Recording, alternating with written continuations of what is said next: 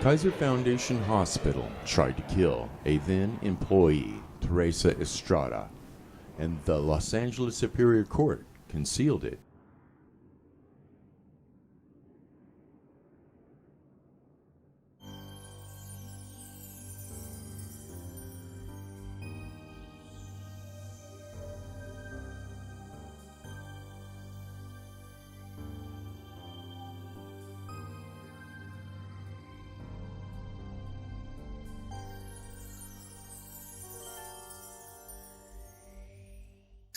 Consider first the Law of Labor Code, Section 3602. Subsection A, where the conditions of compensation set forth in Section 3600 concur.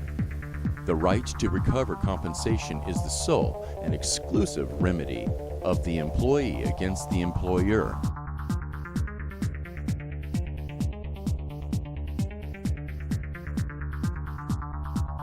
Subsection B, an employee may bring an action at law for damages against the employer as if this division did not apply in the following instances.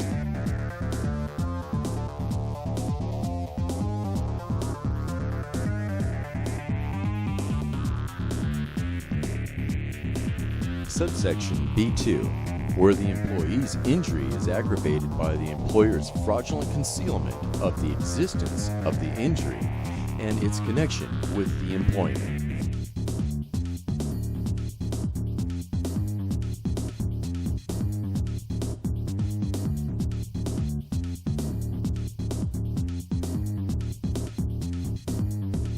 Subsection D2.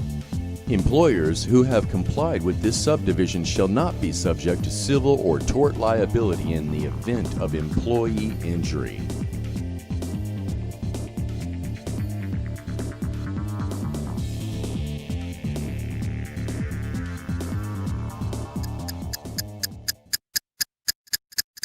Teresa's bacterial infections were aggravated by Kaiser using the following civil codes.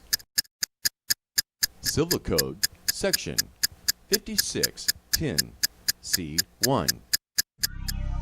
Teresa Estrada first went to Olive View Medical Center on July 2, 2008, and complained about not feeling well for 2 months and has a mouth lesion for 1 week.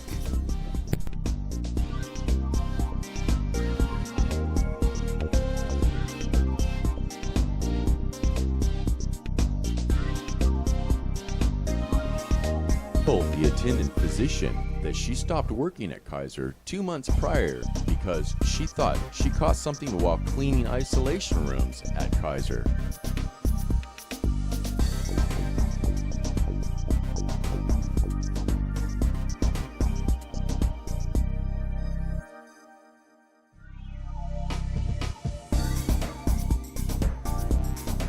The Olive View Medical Center diagnosed Teresa's injury as impetigo, an infection caused by bacteria. Teresa was told to come back to Olive View if the sores did not start to heal after 3 days of treatment.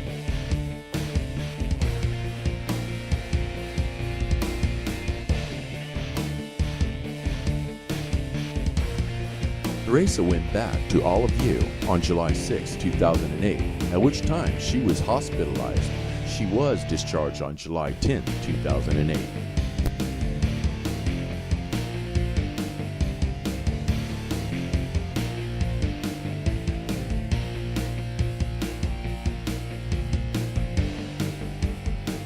During Teresa's hospitalization, the Olive View Medical Center informed Kaiser that Teresa reported injuries on July 2, 2008.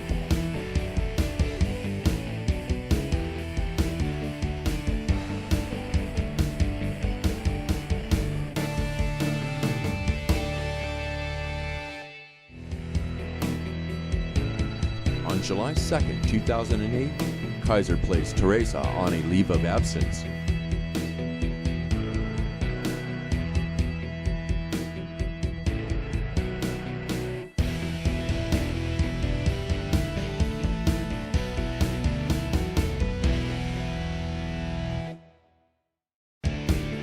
of absence was made retroactive from July 2nd, 2008, backdated 2 months prior to May 13, 2008.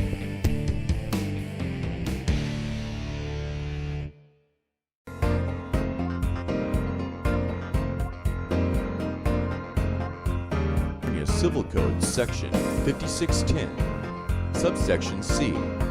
A provider of health care may disclose medical information as follows. 1.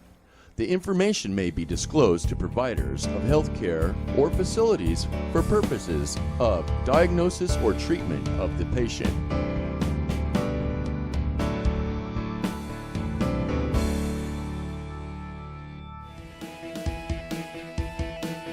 Teresa was admitted with scalp lesions and painful mouth ulcer. She works as a housekeeper at Kaiser. Teresa has no autoimmune disorders. She has a history of heart disease.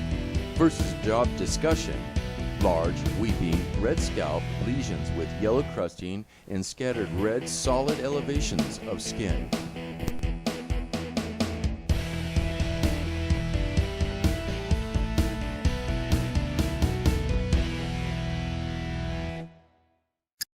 Kaiser stepped outside his role of employer and acted the role of healthcare provider.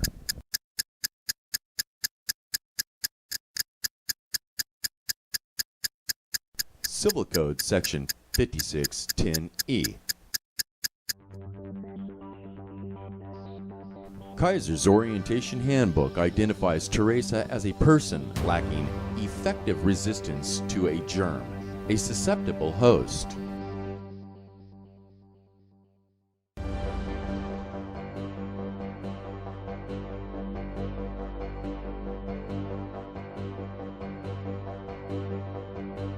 An infectious germ is a biological microorganism, usually bacteria or virus, capable of causing disease. Therefore, while at work, Teresa was a susceptible host to healthcare acquired infections.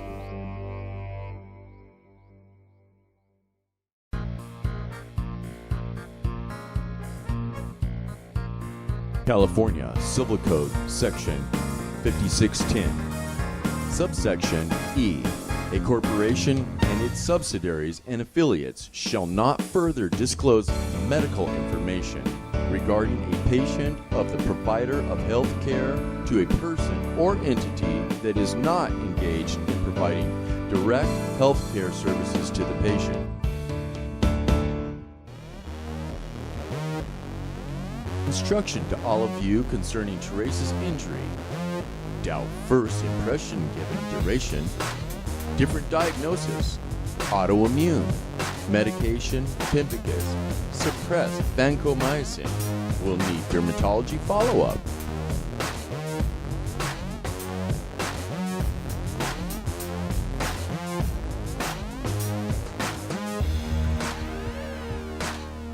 July 9th, 2008. All of you. Physician orders. Discontinue the vancomycin.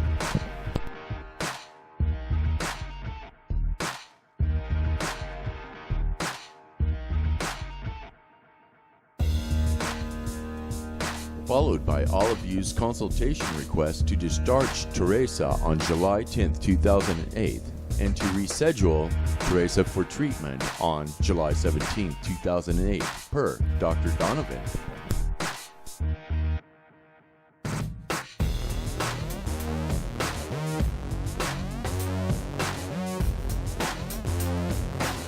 Service of July 6th through July 10th, 2008. All of you discharged diagnosis. 1. Bacterial infection due to gram-negative bacteria. 2. Bacterial infection due to staph.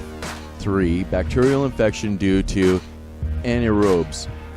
And 4. Infection with microorganisms resistant to penicillin.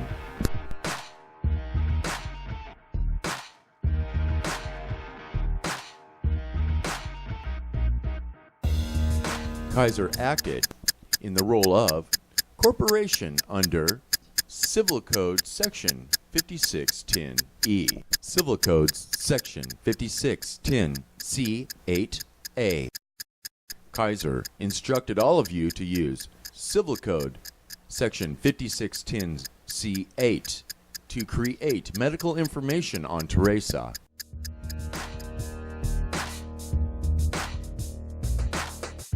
On July 17, 2008, Teresa returned for outpatient treatment at All of You. All of You renamed Teresa's bacterial infection as Pemphigus vulgaris. Teresa starts prednisone, 60 milligrams daily.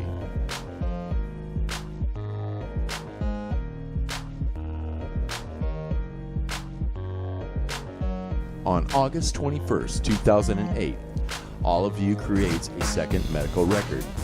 It questioned the Pemphigus vulgaris, awaiting confirmation by immunofluorescent testing.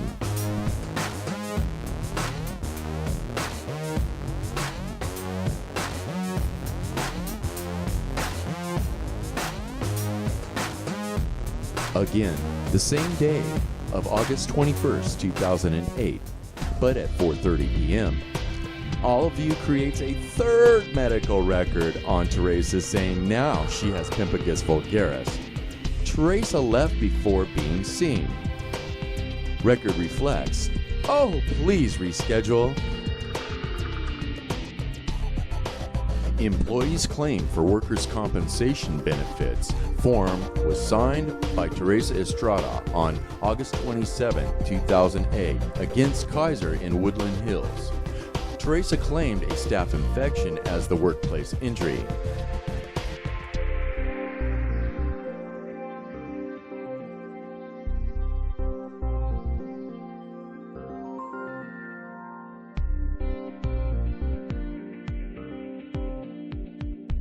Firm of Rowan, Gervey, and Wynn created this subpoena, ducis tectum, and directed it at All of You Medical Center.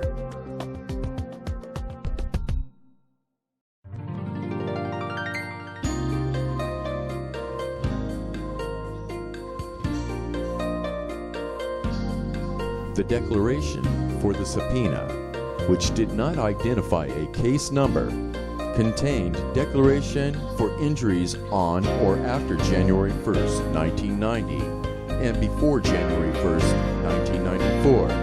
Teresa's injury occurred in May 2008. The declaration of service was not signed by All of You.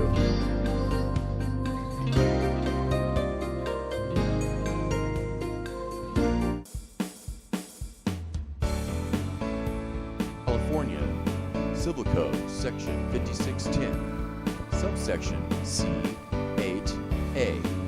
A provider of health care that has created medical information as a result of employment-related health care services to an employee conducted at the specific prior written request and expense of the employer may disclose to the employee's employer that part of the information that A. is relevant in a lawsuit.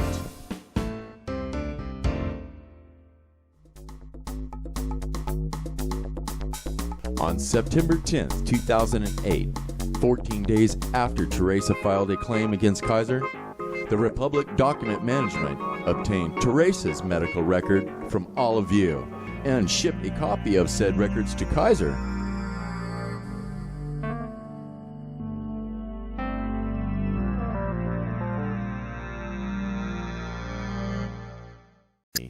September 10, 2008, All of You disclosed Teresa's medical information to Kaiser via Civil Code Section 5610C8A.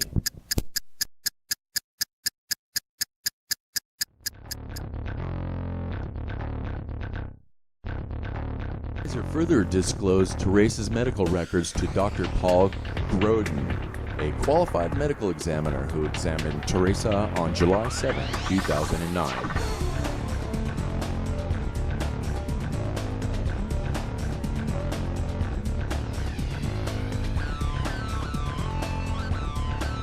Dr. Grodin noted that All of You hospital treatment was noted.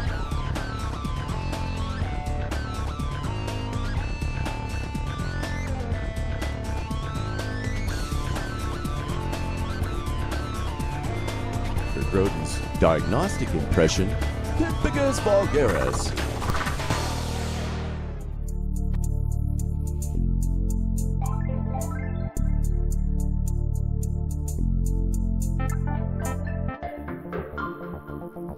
after Dr. Groden served his evaluation report on Kaiser, Kaiser in turn issued this subpoena, Deus Tectum, on the Olive View Medical Center.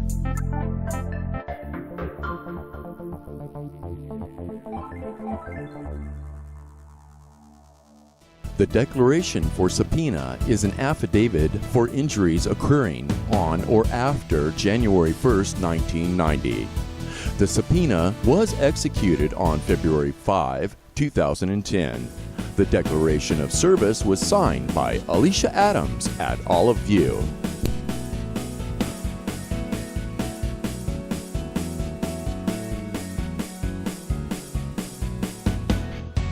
Information found in Teresa's workers' compensation claim against Kaiser, and from information found in Teresa's Olive View medical records, Teresa's ex-husband, Scott, uncovered that Kaiser intervened in the treatment of Teresa while she was a patient at Olive View in July 2008.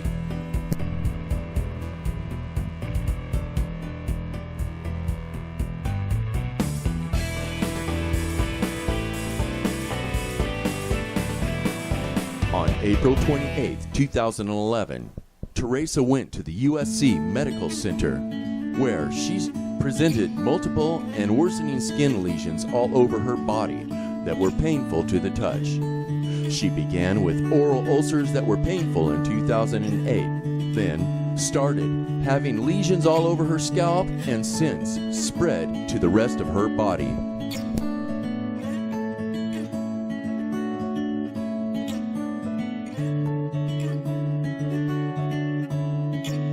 These are the lesions, and more lesions, and more lesions.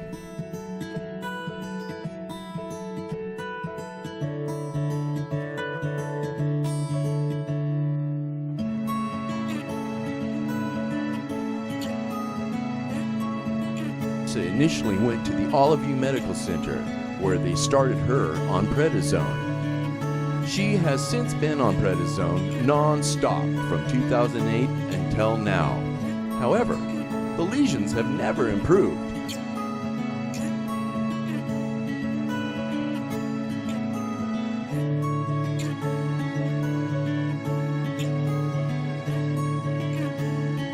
These sores burned with pain, very painful.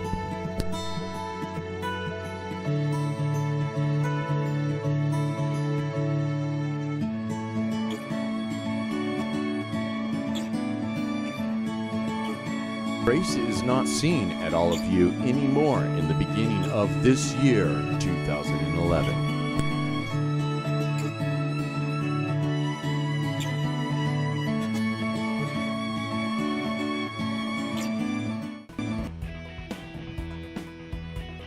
Her recovery, Teresa appeared at the Workers' Compensation Appeals Board for a hearing. At the hearing, Kaiser denied that Teresa sustained any injury during the course and scope of her employment at Kaiser Foundation Hospital. Kaiser's denial was based upon the AME report of Dr. Groden, who based his evaluation of Teresa on the current medical file. Teresa disputed Dr. Groden's report.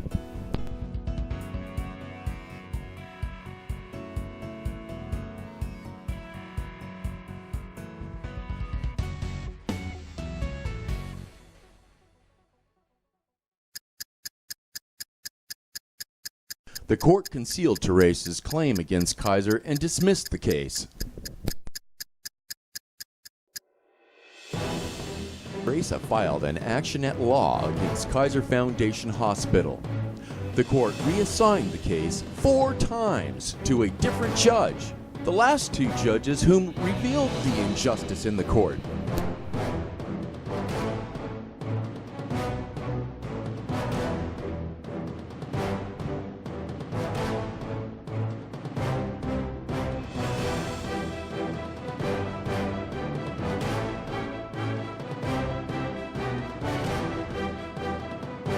On March 5, 2013, Los Angeles Superior Court, Judge Randy Rhodes presiding, adopts the tentatives as the final rulings. All demurs except the one filed by defendant law firm of Rowan, Gervey and Wynn are sustained without leave to amend, for all the reasons set in the tentatives. Demur of defendant law firm Rowan, Gervey and Wynn is sustained with leave to amend. Plaintiff is allowed to amend the complaint within 20 days.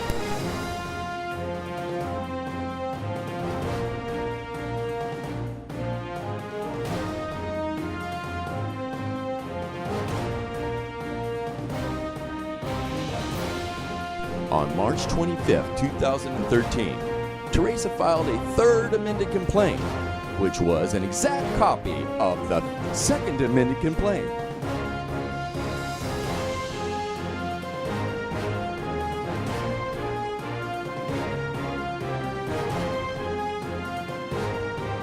Teresa also filed a notice of appeal.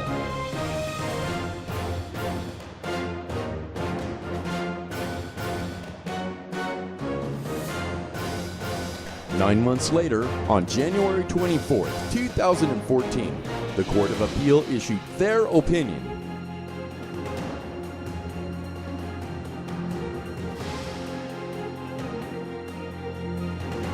The justice is right. We conclude that Estrada has alleged sufficient facts to state a cause of action against Kaiser for intentional affliction of emotional distress. The elements of her cause of action for intentional infliction of emotional distress are given as follows.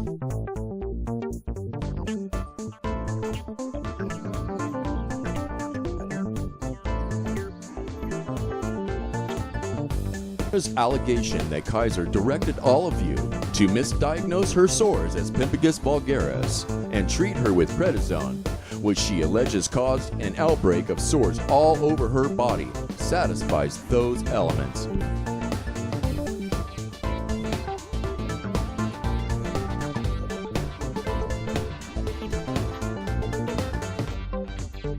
Disposition. The judgment in favor of Kaiser Foundation Hospital is reversed.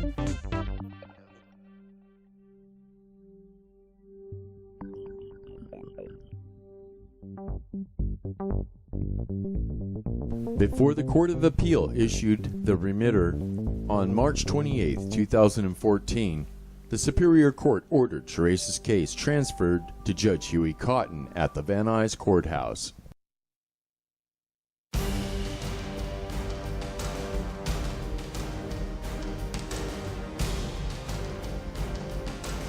March 14, 2014, the Court of Appeal issued the remitter.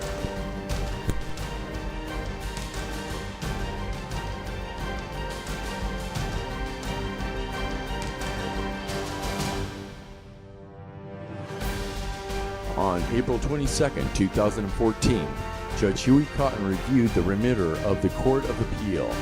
Judge Huey Cotton ordered Kaiser to file an answer to the cause of action for intentional infliction of emotional distress.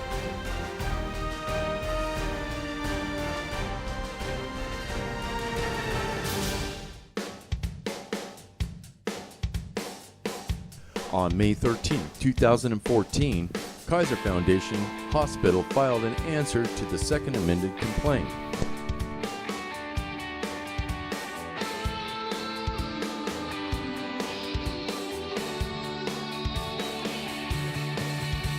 The Superior Court scheduled a jury trial to occur on October 13, 2015.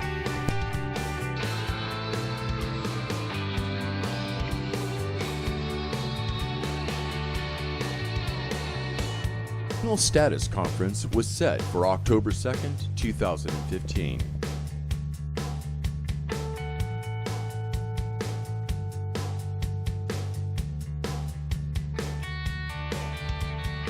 On November 12, 2014, Judge Huey Cotton granted Kaiser's motion for judgment on the pleadings of the third amended complaint.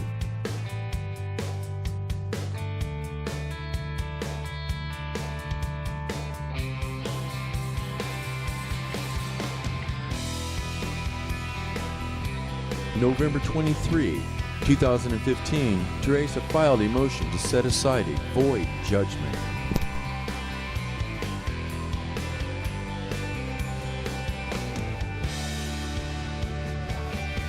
writes that the judgment on the third amended complaint is void on its face because the judgment roll reveals that the court lacked jurisdiction to further act on the third amended complaint. Teresa further claimed that after she filed her third amended complaint on March 2013, she served the third amended complaint only on the law firm of Rowan, Gervey, and Wynn.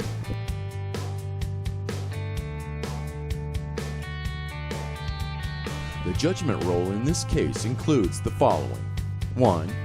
A court minute order dated March 5, 2013. 2. A court's minute order dated April 22, 2014. 3. A remitterer. 4. Kaiser's answer filed to the second amended complaint and dated May 13, 2014. And 5. Kaiser's motion for judgment on the pleading of the third amended complaint.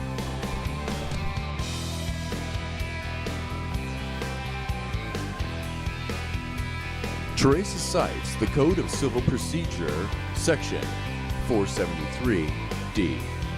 The court may, upon motion of the injured party, correct clerical mistakes in its judgment as entered.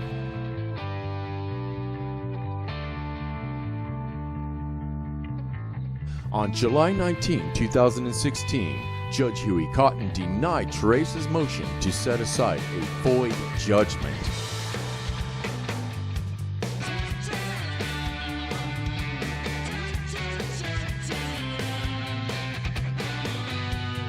His discussion, Judge Cotton writes, plaintiff argues that the judgment is void because the plaintiff never meant to supersede the second amended complaint with the third amended complaint. In this case, plaintiff presents no persuasive argument.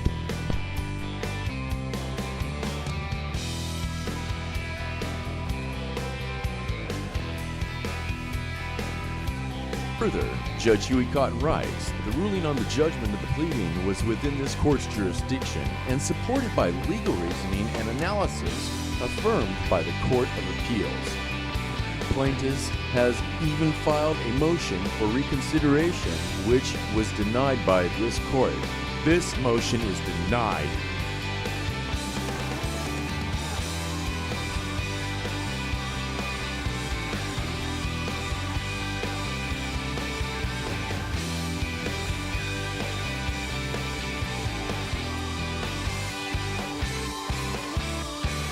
According to the Code of Judicial Ethics, Canon 2b2, a judge shall be faithful to the law and shall maintain professional competence in the law. Judge Huey Cotton was not faithful to the laws of the Court Rule 5.74 and the Code of Civil Procedure, Section 588, 590, and 592.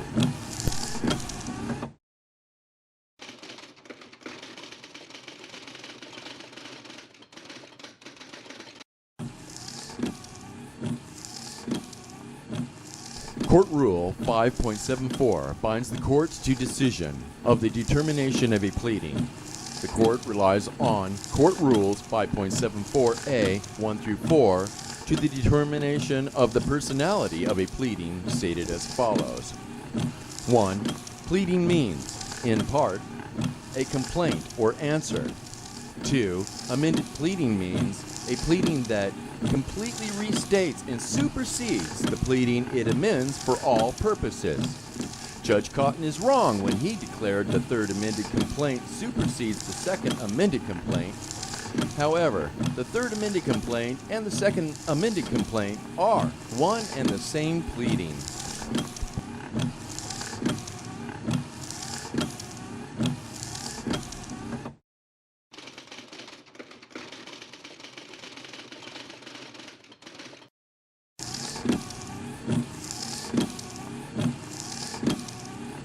Code of Civil Procedure 471.5a.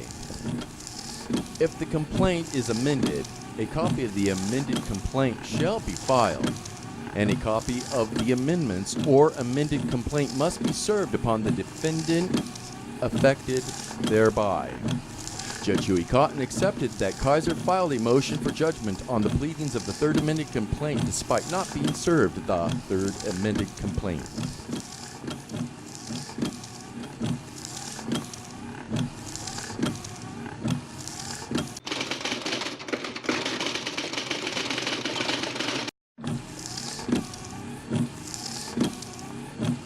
Code of Civil Procedure 588. Issues arise upon the pleadings when a fact or conclusion of law is maintained by the one party and is controverted by the other. They are of two kinds: an issue of law and an issue of fact. The issue of law in this action was resolved by the Court of Appeal.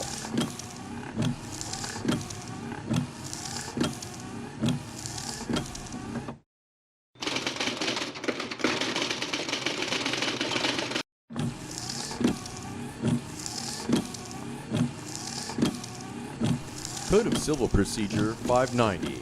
An issue of facts arises: 1.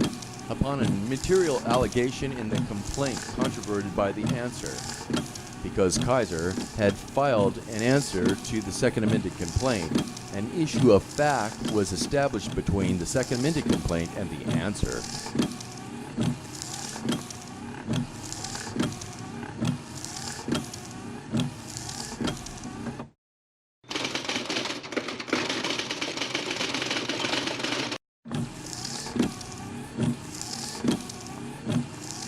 Procedure 592. Section 592. In actions for the recovery of damages for injuries, an issue of fact must be tried by a jury. Judge Huey Cotton did not allow Teresa actions to be tried by a jury.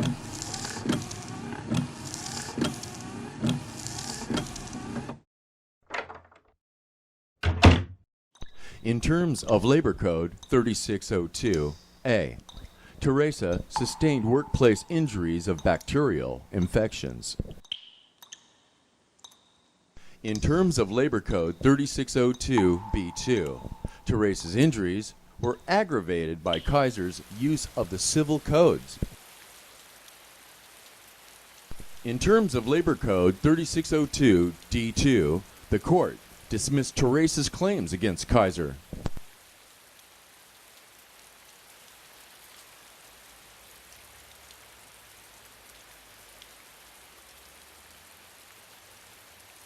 Equivalent